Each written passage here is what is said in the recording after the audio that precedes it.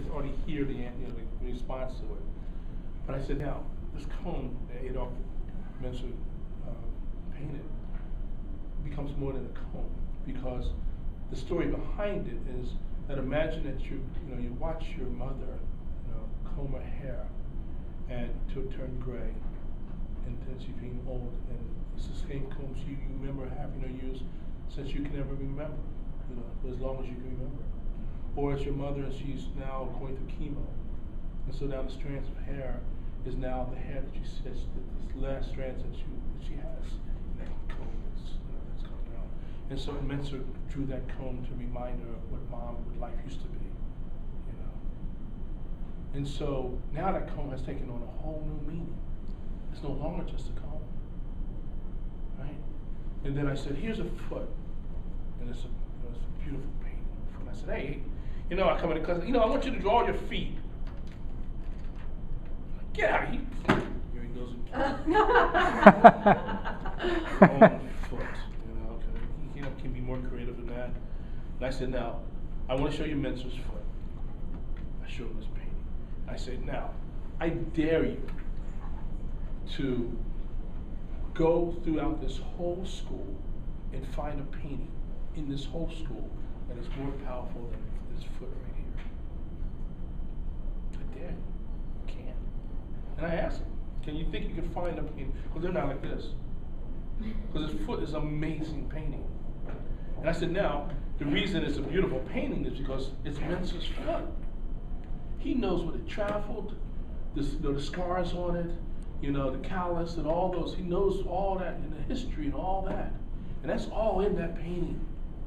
So now, so then I started to pull out the other books, and I said, here, I want you to look at this. I said, now, there's no part in this painting that you can point up a 4x4 square that won't make you cry.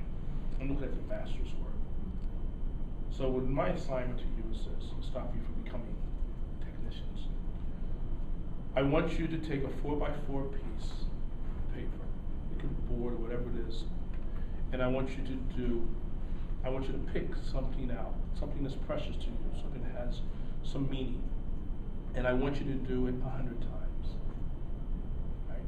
I want you to do 100 paintings of this object, along with all the 5 assignments that you have to do, and all the classes you're doing, all that. And I want them done by the end of the semester. And if you don't make me cry, you fail my class. They looked at me and was like, are you serious? I'm not smiling. And they bitched. Oh, I mean,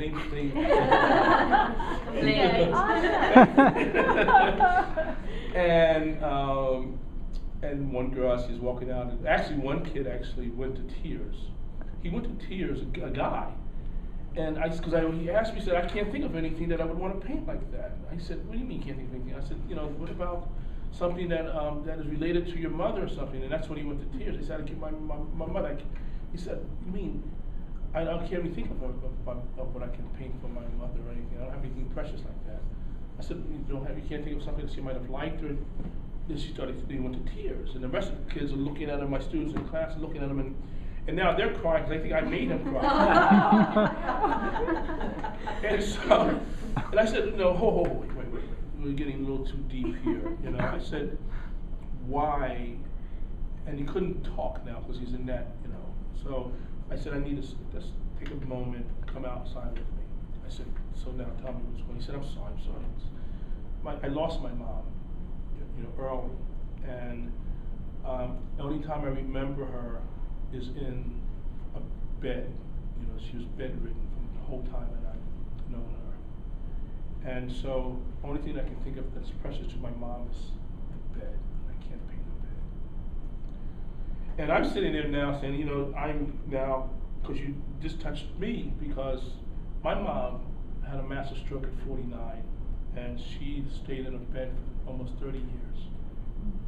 And so I know I lost my mother after that massive stroke. She didn't recognize who we were. She said my mom didn't recognize her last time.